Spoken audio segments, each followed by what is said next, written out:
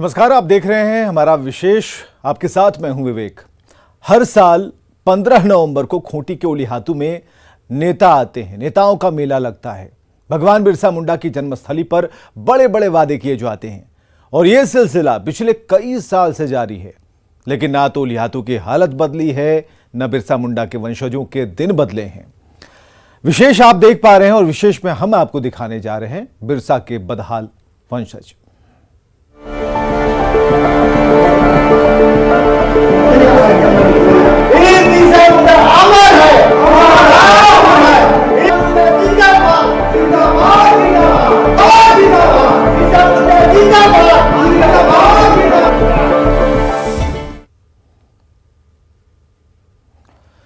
तो लगभग सवा सदी का समय बीत गया। आजादी के बाद 75 साल गुजर गए, लेकिन बिरसा के वंशज आज भी बदहाल हैं।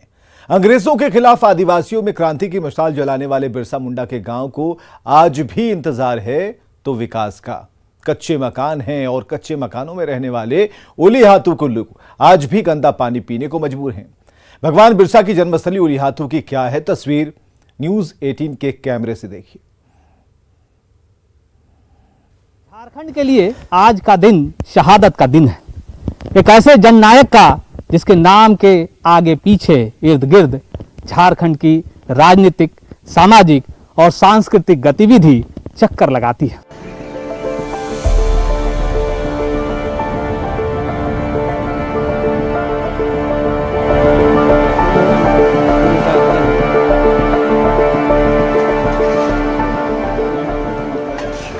रांची से उलीहातू तक गाड़ियां सरपट भागती हैं, चकाचक सड़कें हैं।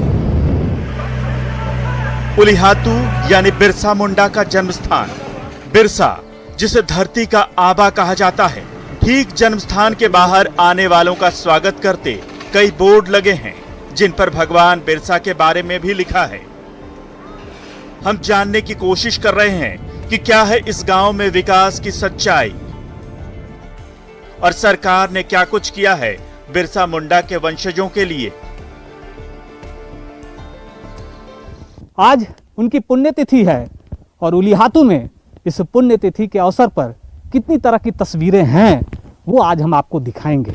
साथ ही साथ यह भी दिखाने का काम करेंगे कि झारखंड गठन के बाद से इस उलीहातू में क्या कुछ बदला और क्या सरकार उलीहातू में बिरसा मुंडा के वंशजों के साथ न्याय कर सकी।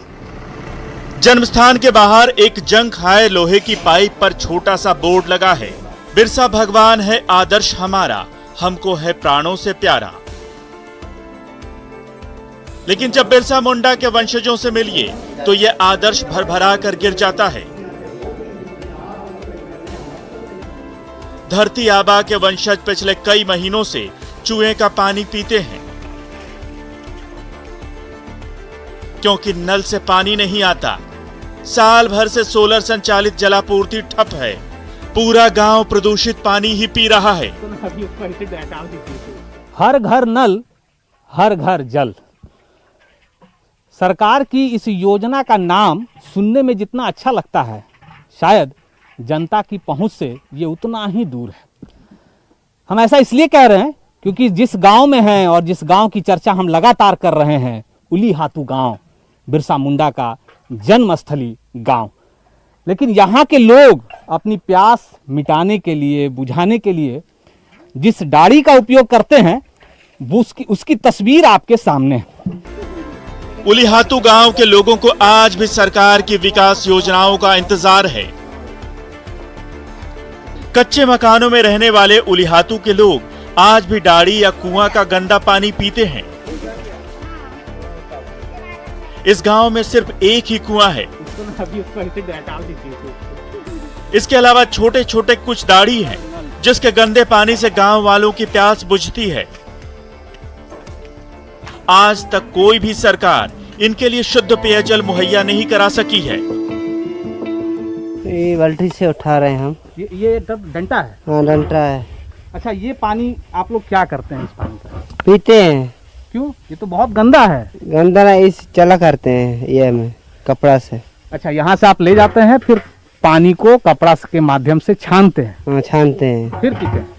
फिर पीते हैं। यही बच्चा लोग आपका है तो बीमार पड़ेगा। ये गंदा है बहुत। तो क्या करेंगे, नाल भी नहीं है तो पानी नहीं है, तो इसलिए गाड़ी से लेके जा रही।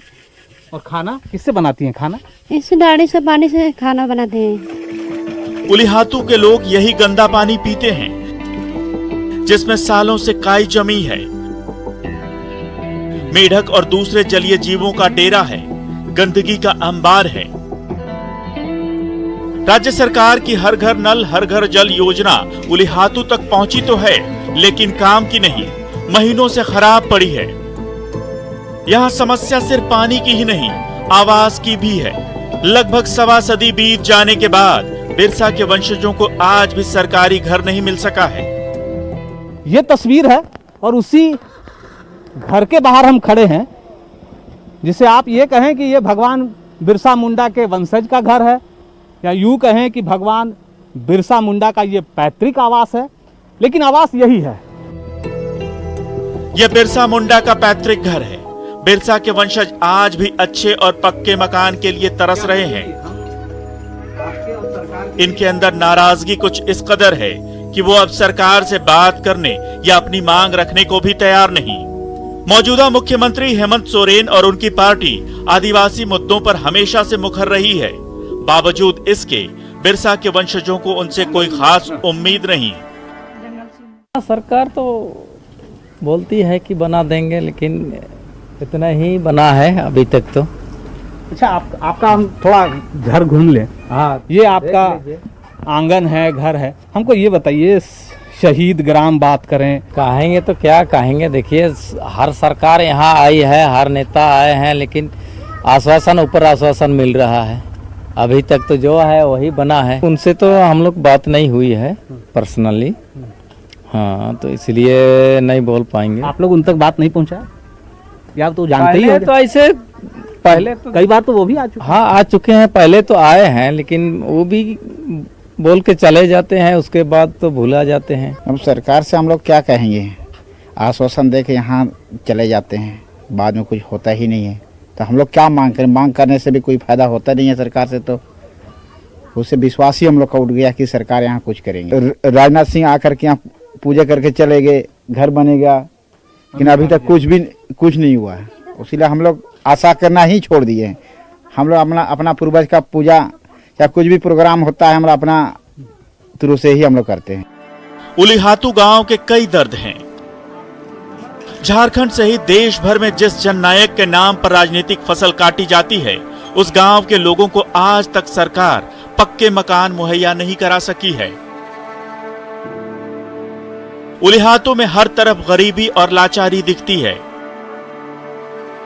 गांव की महिलाएं और बच्चे इस बड़े पेड़ के नीचे दिन काटते हैं, क्योंकि यहां करने को कुछ और नहीं, कोई रोजगार नहीं।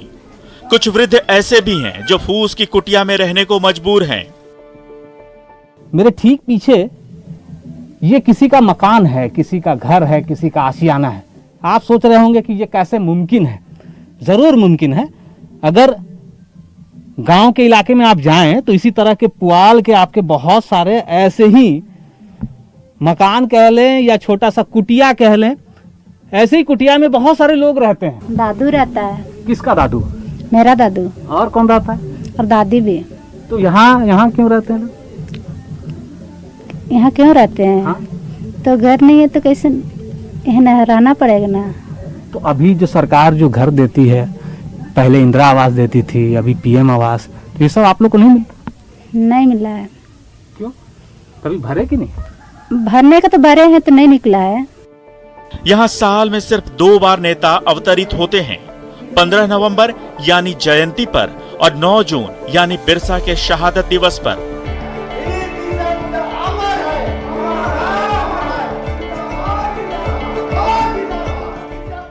बिरसा मुंडा का ये गांव अगर आज तक विकास के पथ पर आगे नहीं बढ़ सका, अगर 21 साल में बिरसा मुंडा के वंशजों के साथ भी न्याय नहीं हो सका, अगर बिरसा मुंडा के वंशजों के लिए पक्के मकान मुहैया नहीं कराए जा सके, अगर शुद्ध पेयजल की व्यवस्था नहीं हो सकी, अगर सुरक्षा की व्यवस्था नहीं हो सकी, अगर रोजगार यहाँ मुहैया नहीं कराया जा सक रहा है, तब आप समझिए कि जिसके नाम पर आप राजनीति करते हैं, उस राजनीति के लिए आप कितने जिम्मेदार हैं और आपके साथ झारखंड की जनता को, इस उलीहातू की जनता को क्यों विश्वास करना चाहिए।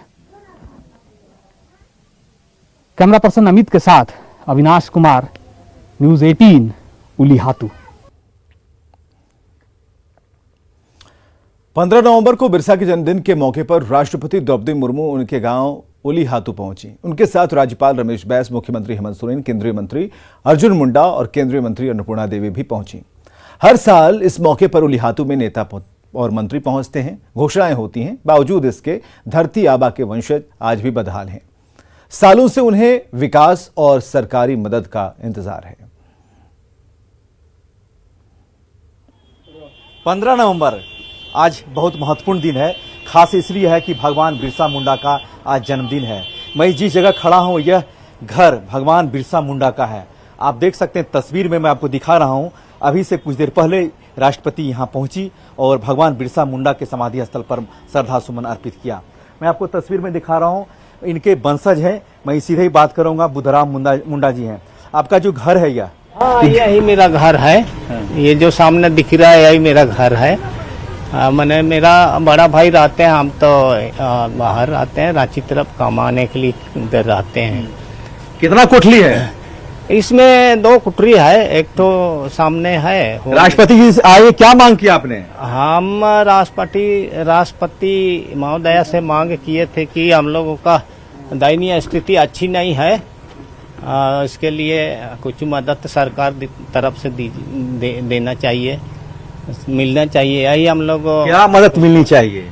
मदद यही हम लोगों का मांग था कि बाल बच्चे सब जो है ना घर में, जितना भी पढ़ने लिखने वाला बाल बच्चे सब है, उन लोगों को सरकार तरफ से अच्छी शिक्षा के लिए मदद मिलना चाहिए। अच्छे स्कूलों में उन लोगों का एडमिशन होना चाहिए और सरकार द्वारा। क्या नाम है आपका? मेरा नाम बुद्धराम मुंडा, भगवान बिरसा मुंडा के वंशज पोता है। भगवान बिरसा मुंडा के वंशज यानी उनके परपौत्र बुद्धराम मुंडा ने कहा कि मैंने घर की मांग की, मैं अच्छे स्कूल शिक्षा की व्यवस्था की मांग की। मैं आपको दिखा रहा हूँ, ये आंगन है और ये उनका घर है जहाँ पर कभी भगवान बिरसा मुंडा का यहाँ पर किलकारियाँ गूंजा करती थी। और इसी आंगन में वह यहाँ से ही निकल करके बाहर आए। हम सीधे यहाँ बात करेंगे। भगवान बिरसा मुंडा के जो देख रहे हैं तस्वीर, ये घर है। मैं घर के अंदर का तस्वीर दिखा रहा हूँ और यहाँ बैठे हुए हैं जो आप देखें, यहाँ 2 बुजुर्ग महिलाएं बैठी हुई हैं। ये अभी आप राष्ट्रपति जी आए, बात क्या हुई, अच्छा लगा? अभी लोग नहीं कुछ बता पाएंगे, लोग तो रिश्तेदार लोग अच्छा, हाँ तो देखें आप, मैं आपको तस्वीर में दिखाया हूँ, ये भी उनके परिवार के लोग हैं और ये आप पूरा तस्वीर में दिखा रहा हूँ घर का। इनका यह कहना है कि लगातार पिछले कई सालों से मुख्यमंत्री भी आते हैं, राज्यपाल भी आते हैं, साल में 2 बार आते हैं, लेकिन आश्वासन तो मिलता है, लेकिन उसके आगे क्या होगा ये आने वाला वक्त ही बताएगा। क्योंकि राष्ट्रपति ने से जो इन्होंने गुजारिश किया कि स्कूल होनी चाहिए गांव में, सड़क, बिजली का पानी, नल का पानी के साथ साथ घर भी होनी चाहिए और अच्छी स्कूल इसलिए होनी चाहिए कि हाँ हाई स्कूल है, +2 तक की मांग किया। देखिए आप, ये जो पानी की टंकी है ये भगवान बिरसा मुंडा के घर का है। मैं आपको तस्वीर में दिखा रहा हूँ। ये जो आप देख रहे हैं यहाँ से जो तस्वीर है, इनके परिवार के लोग, इनके रिलेशन के लोग सीधे आ रहे हैं और यहाँ जो आज इनका कार्यक्रम आयोजित किया गया है, इसमें राष्ट्रपति, मुख्यमंत्री, राज्यपाल, केंद्रीय मंत्री अर्जुन मुंडा, केंद्रीय राज्य मंत्री अन्नपूर्णा देवी भी शिरकत किया और भगवान बिरसा मुंडा के प्रतिमा पर श्रद्धा सुमन अर्पित किया। कैमरामैन संत के साथ निरंजन, उलीहातू।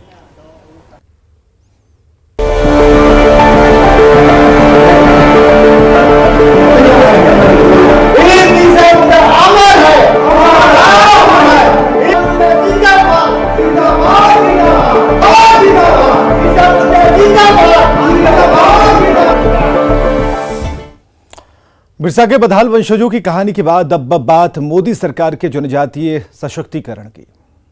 आदिवासियों ने बलिदान दिए हैं, उनका सम्मान होना चाहिए, उनका गौरव होना चाहिए, भावी पीढ़ी को उनकी प्रेरणा मिलनी चाहिए।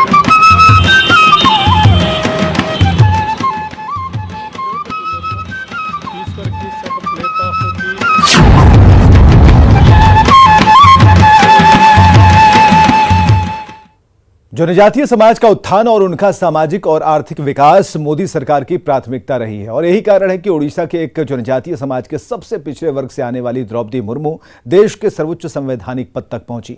ये प्रधानमंत्री मोदी के जनजातीय सशक्तिकरण के संकल्प की एक अनूठी मिसाल है। पीएम मोदी देश के जनजातीय समाज को सम्मान दिलाकर बिरसा की विरासत को आगे बढ़ा रहे हैं।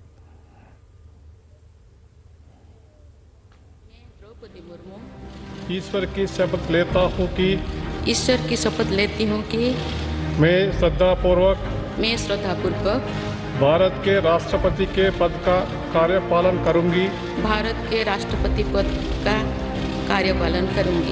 तथा अपनी पूरी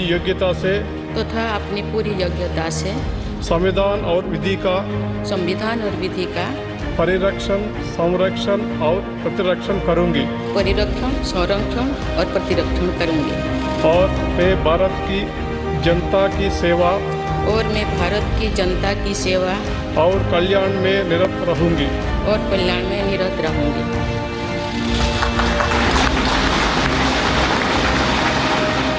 ये भारतीय लोकतंत्र के लिए ऐतिहासिक मौका है। देश के सर्वोच्च संवैधानिक पद पर एक आदिवासी महिला का विराजमान होना देश के इतिहास की पहली घटना है। देश की आजादी और विकास में जनजातीय समाज का योगदान अतुलनीय रहा है। इसलिए प्रधानमंत्री नरेंद्र मोदी को जब भी मौका मिलता है वो उनके योगदान का कर्ज चुकाना नहीं भूलते। साथियों, हम आदिवासी समाज के बलिदानों के ऋणी हैं, हम उनके योगदान के ऋणी हैं। इस समाज के इसने प्रकृति से लेकर पर्यावरण तक, संस्कृति से लेकर परंपराओं तक भारत के चरित्र को सहेजा और संजोया है। आज समय है कि देश इस ऋण के लिए, इस योगदान के लिए आदिवासी समाज की सेवा कर उनका धन्यवाद करें।